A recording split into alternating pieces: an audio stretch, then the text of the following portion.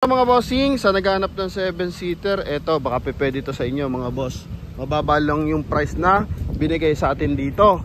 And eto mga bossing, automatic transmission, GLS na naka-push start, kompleto ang kasa record ng neto mga bossing, and 40,000 lang ang milyahe neto. Yan, so sa mga interesado dito, bigyan natin ng pasulyap mga boss. Eto, naka-chrome door handle mga bossing, oh. Yan, then may cruise control.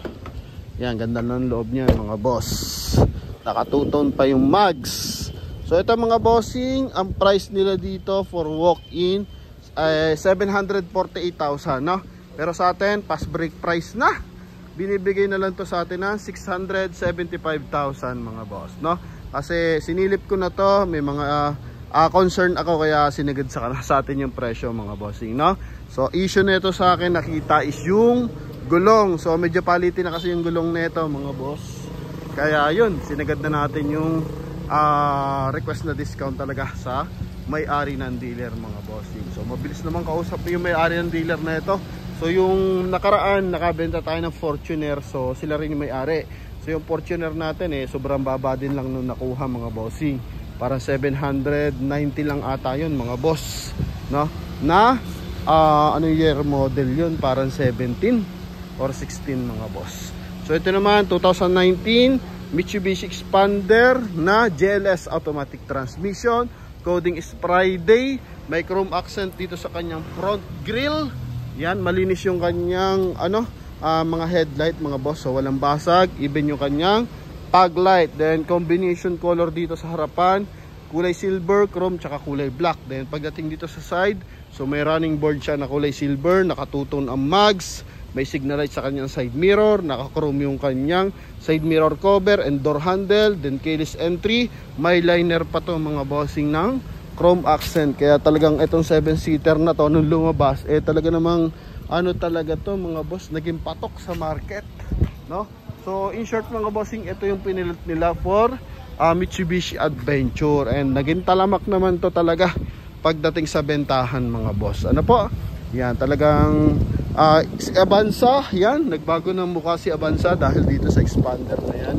Pero yan kasi mga bossing, bagong dating lang, 2024 model, parang 890 pa to mga bossing, 5,000 ang milyahe, no? Yan, so kung gusto niyo mas mababa, ito available tayo, 675 na 2019 model. So may signal light to sa kanyang side mirror, pakita natin. Yan, so ito mga bossing, hazard lang natin ha. Dito muna tayo sa kanyang interior. So may cruise control yan mga boss. Pwede mo i-set yung cruise control para hindi ka mag-overspeeding.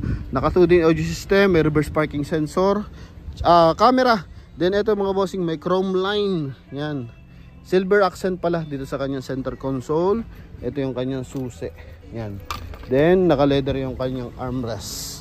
Walang putok pa yung kanyang leather sa kanyang steering wheel, oh. Then same time naka power fold, naka power adjust yung kanyang side mirror mga bossing, ha? Yan. Then ito yung kanyang meter cluster. So original mileage 40,180. Complete kasa record mga bossing. Kulay beige yung kanyang headliner. Yan mga boss. Door panel ito. Mga window, syempre mga responsive yan mga bossing. Pero double check na rin natin. So ito ang backpack na to mga bossing. Matatanggal pa to kasi hindi pa to nalilinis mga bossing. Kararating lang baka maunahan na naman kasi yung ating mga viewers Kaya minsan hindi na natin hinihintay na malinis yung sasakyan. Ang dami kasing viewers mga boss tsaka buyer. So ito.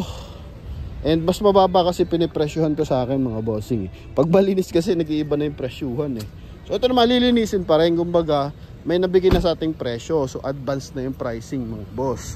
Kapag nakita kasi ng dealer na makinis na makinis yung sasakyan, so nagbabago pa yung pricing mga boss.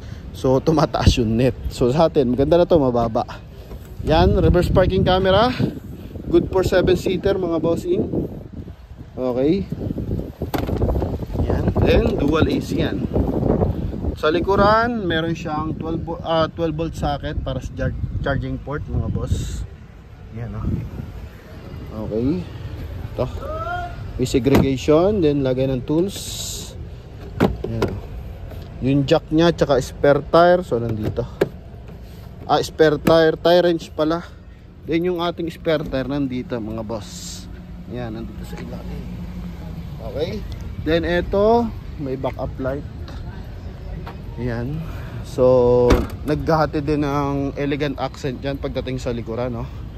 Yan. So, bukod sa third brake light sa likuran, so mayroon pa siyang backup light sa baba.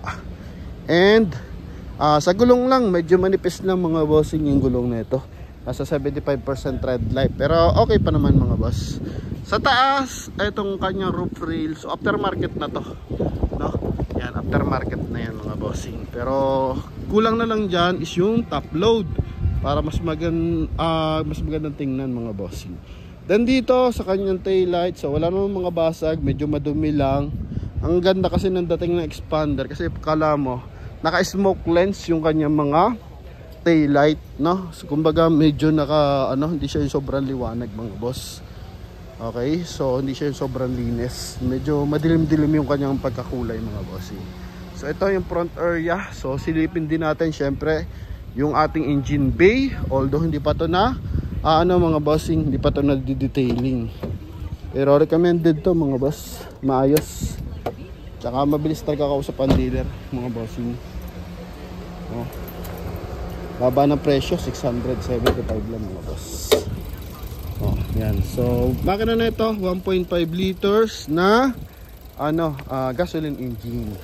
And makina na ito 4A91 mga boss, no? So ito rin yung makina ng Nissan Livina mga bossing. So 1SM yung gamit na battery. Okay, naka ABS yan mga boss. Yung mapapansin mo, may mga kulay beige na yan or clean. So yan po yung kanyang manufactured finish mga boss, ha. Masabihin kasi aksidente, so lagi natin ko-correct yan. Okay, so may mga ganyan talaga. So even sa mga Avanza, meron din sa mga Ertiga, mas marami.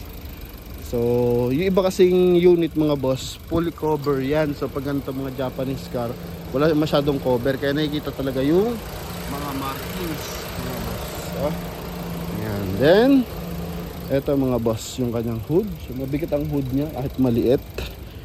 Yan mga boss. Okay, so sa mga interesadong buyer, eto mga bossing, 675,000 mga boss. From 748,000 mga boss. Check lang natin yung kanyang busina. Kung stock pa naman yung kanyang busina mga bossing. Upuan, so coldro yung upuan and wala masyadong lundo, wala mga punit. Yan. Dito rin. May mga konting gasgas sa body. May mga retouch ng bahagya mga bossing, pero as in presentable pa. So pag nabapping to, mas gaganda to mga bossing, no? Yan. So yun. Kanina binigay to ng 690. Sabi ko bawasan pa konti kasi kalbo naman yung gulong mga boss. So yun. Binigay sa atin ng 675 para may leeway pa yung mga buyer natin or viewers na makakabili nito. May pambili pa ng gulong mga bossing. So minsan kasi pag malayo ang biyahe ng buyer galing ng malalayong probinsya, hindi na nagpapahirit yung dealer, no? Yan. So kumaga lalo na nakursunadahan na yung unit. So sayang. So dito pa lang sa atin hinihiritan na natin sila. Okay? Kasi yung iba kasi alam nila hindi naman nila tatakbuhin yan kung wala sa budget. Kaya yung ating mga dealer minsan naghihigpitan sila sa price. Pero tayo, ni-request na agad natin yan mga boss, no? Sa pricing. Nagat maaari mga boss, kinakausap natin dealer is yung maayos kausap, no? Bukod sa maayos sa unit, syempre dapat maayos yung dealership mga boss, no? So, pangit naman yung maayos yung sasakyan, then pangit naman kausap yung dealership. So, mas maganda, nakabalance yan. Okay, so yun naman mga boss, sa mga buyer natin interesado. Ito po, Mitsubishi Expander 2019 model, 40,000 ang mileage. And same time, thank you very much sa ating 87,000 followers sa ating YouTube subscriber. So, going to 88,000 na tayo. Then sa 477,000 followers sa ating Facebook page. So, maraming salamat sa pagsuporta and sa mga nagko-comment lagi. So thank you very much, God bless you all, bye bye. Shoutout pala sa ating buyer ng Desire mga boss, taga dito lang, malapit lang, then nakuha agad niya yung ating Suzuki Desire na 195. So pinahirit pa rin natin yan, tulungan natin mga hirit kay dealer kahit pa paano mga boss. So yun lamang mga bossing, thank you, God bless, bye bye.